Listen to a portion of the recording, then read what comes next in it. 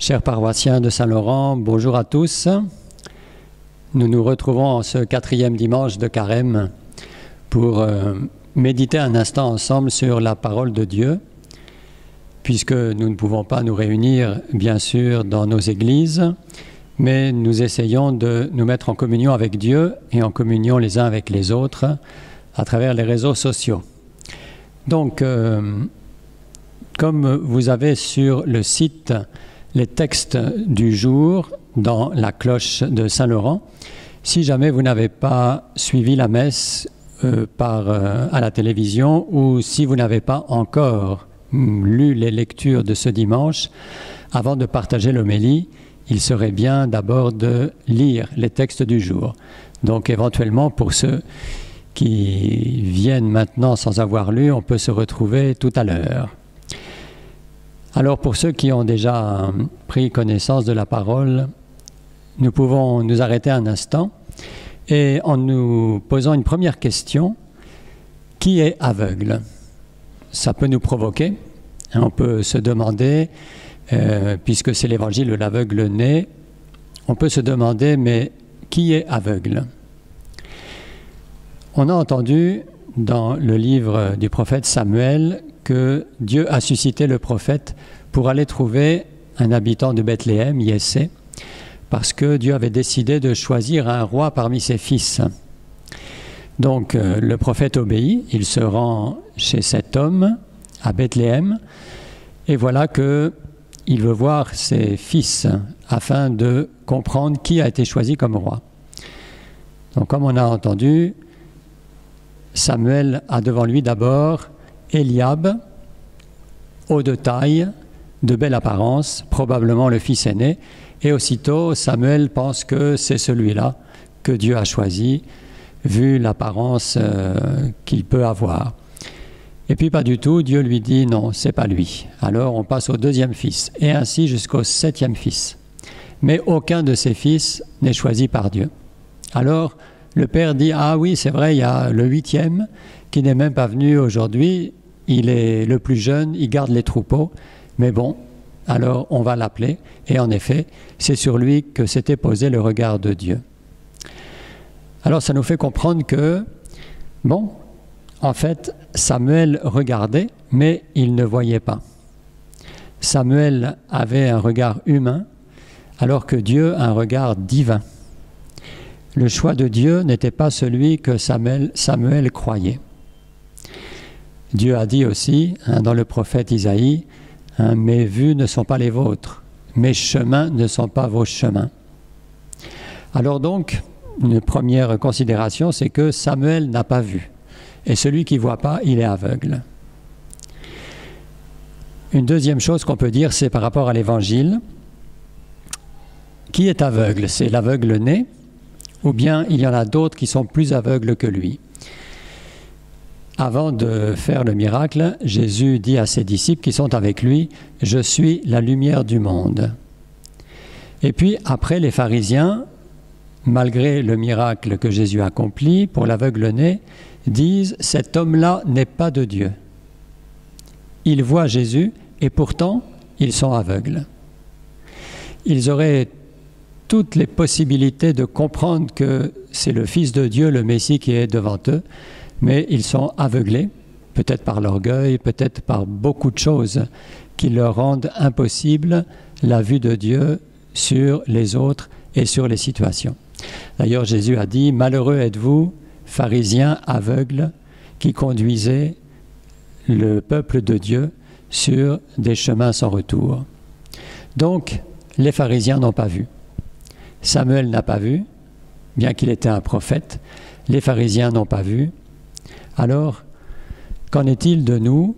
Est-ce que nous aussi, nous faisons partie de la catégorie des non-voyants spirituels, ou bien nous désirons voir, nous désirons avoir un regard purifié? Un jour, un rabbi, avec ses jeunes disciples, était en rencontre de formation, parce que dans le monde juif aussi, bien sûr, il y a toute cette formation. Et alors, il pose la question à ses jeunes disciples: à quoi reconnaît-on que la nuit prend fin et le jour commence? Bon, c'est une question originale, on peut se poser la question. Alors un élève se lève et dit, bon, c'est quand on arrive à distinguer de loin un mouton d'un chien. Mais le rabbi dit non, c'est pas à cela qu'on reconnaît que la nuit finit et le jour commence. Alors un autre se lève et il dit, c'est quand on peut distinguer de loin un dattier d'un figuier. Et le rabbi dit non, c'est pas la bonne réponse. Un troisième se lève et il dit, c'est quand on peut distinguer de loin un garçon d'une fille. Et le rabbi dit non, c'est pas à ce signe qu'on reconnaît que la nuit finit et le jour commence. Alors bien sûr, ils ne savaient plus quoi dire, les disciples, et enfin le rabbi répond en disant, on comprend que la nuit finit et le jour commence quand tu regardes le visage de n'importe quel homme, tu reconnais le visage d'un frère ou d'une sœur. Jusque-là, il faisait nuit dans ton cœur. Les disciples sont restés muets, bien sûr. Ils ont compris la leçon. Et c'est cette leçon que nous voulons aussi recevoir aujourd'hui. Est-ce que nous sommes capables de voir le visage d'un frère ou d'une sœur dans le visage de n'importe quel homme que Dieu nous fait rencontrer, dans n'importe quel homme avec lequel nous partageons? C'est la question qui est posée et c'est une question de vision. En effet, nous sommes toujours dans ce cheminement de carême où nous voulons grandir dans l'amour du prochain, en puisant cet amour dans l'adoration à Jésus Eucharistie. Alors voilà, je voudrais lancer un défi pour les prochaines semaines. Comme on sait, ce sont des semaines un peu particulières. On n'a pas les sacrements, on nous conseille de rester à la maison. Et donc, comment nous allons vivre ces prochaines semaines? Peut-être vous avez vu récemment ce vidéo où quelqu'un demande à un élève de l'école primaire comment s'appelle le virus là qui est en train de circuler. Et l'enfant dit « Ah, c'est Corona Vacances ». Donc ce n'était pas coronavirus, c'était Corona Vacances. Donc pour cet enfant, le virus là c'est vacances. Pour lui, le virus, ça veut dire vacances. Il n'y a pas d'école. Et on peut le comprendre. C'est évidemment un des avantages de la situation. Mais on doit se demander pour nous, quel genre de choix on peut faire pendant ce temps particulier. Parce que c'est une question de vision, de décision. Est-ce que ce sera Corona paresse? Comme on doit rester à la maison, est-ce que ça va être Corona manger, Corona dormir, Corona télé? Est-ce que ça va être Corona message, Corona WhatsApp? En ce moment, il y a évidemment un engouement particulier pour tous les réseaux sociaux. Ça a un bon côté, mais est-ce qu'on ne va pas exagérer et nous perdre dans ces choses-là? Donc il y a beaucoup de Corona qui circulent. Et c'est à nous de choisir ceux qui nous font du bien. Et je voudrais inviter tout à chacun à choisir le Corona prière.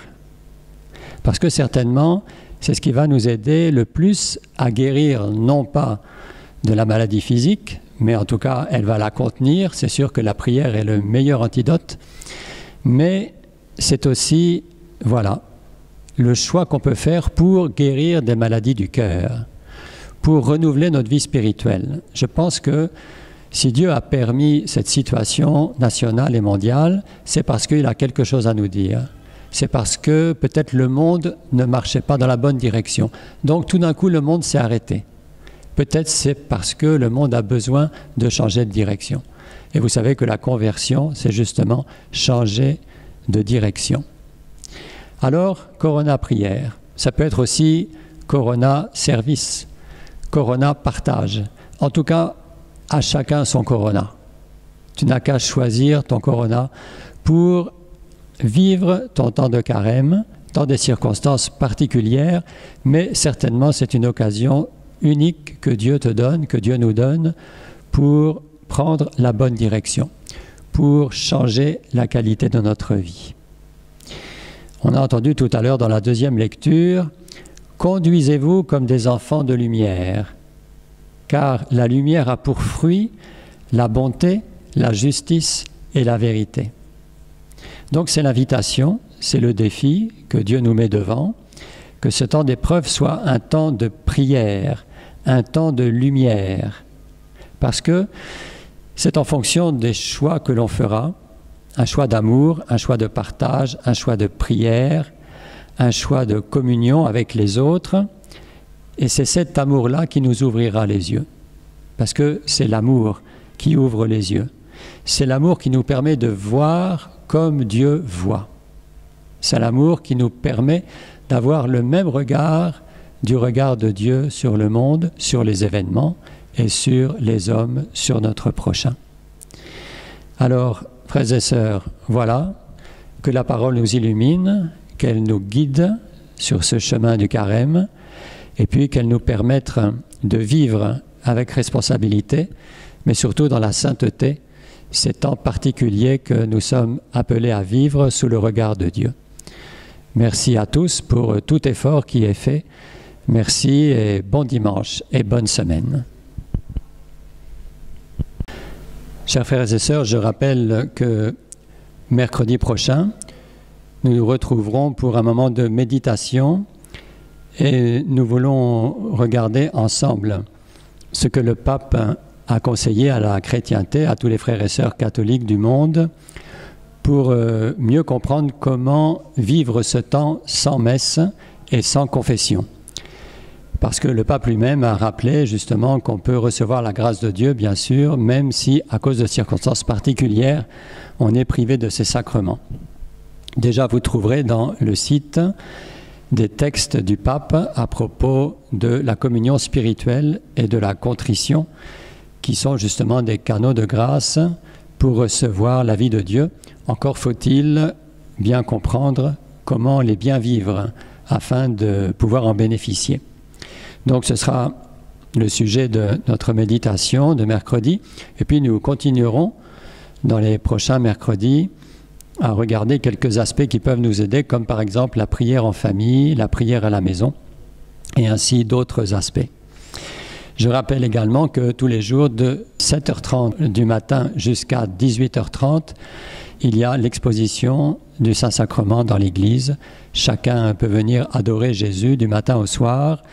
Et nous recommandons cette prière qui est à la fois une prière d'adoration et une prière d'intercession pour ces temps particuliers, pour demander la grâce de Dieu, d'une guérison pour ceux qui sont malades et d'une protection pour ceux qui n'ont pas eu la maladie. Je rappelle également que notre évêque nous encourage à réciter 3 fois par jour la prière de l'Angélus, le matin, le midi et le soir. Également dans le site paroissial, vous trouverez le texte de cette prière qui est vieille depuis la nuit des temps, on pourrait dire, et qui est très efficace lorsque le peuple de Dieu demande une grâce au Seigneur. Et puis voilà, une dernière recommandation. Comme c'est un temps où peut-être on a moins d'engagement, je voudrais inviter tout un chacun à faire un effort pour lire davantage la parole de Dieu, pour donner un peu de temps au dialogue avec Dieu en écoutant sa parole. Alors la Bible est très vaste, il y a beaucoup de livres, mais est-ce qu'on ne pourrait pas, par exemple, prendre l'engagement de lire un livre en particulier qui me semble adapté à cette période que nous vivons, et c'est l'épître de Saint Jacques. Dans le Nouveau Testament, après les épîtres de Saint Paul, il y a l'épître de Saint Jean, Saint Jacques, Saint Pierre, et je vous propose de lire l'épître de Saint Jacques. Il y a 5 chapitres, donc c'est une épître assez courte, mais quand on parle de comment vivre bien les épreuves de la vie, quand on parle de l'amour du prochain, je crois que, comme on dit, l'épître de Saint Jacques, il n'y a pas son deux. Saint Jacques a un langage entier, radical, très clair, donc âme sensible, s'abstenir, mais vraiment, ça vaut la peine de lire entièrement l'épître de Saint Jacques. C'est une proposition, bien sûr, chacun est libre de choisir un livre de la Bible, de la parole de Dieu, mais voilà, c'est, je pense, bénéfique de concentrer notre lecture sur cette épître qui peut beaucoup nous aider en ce temps particulier. Encore merci à tous et bon dimanche.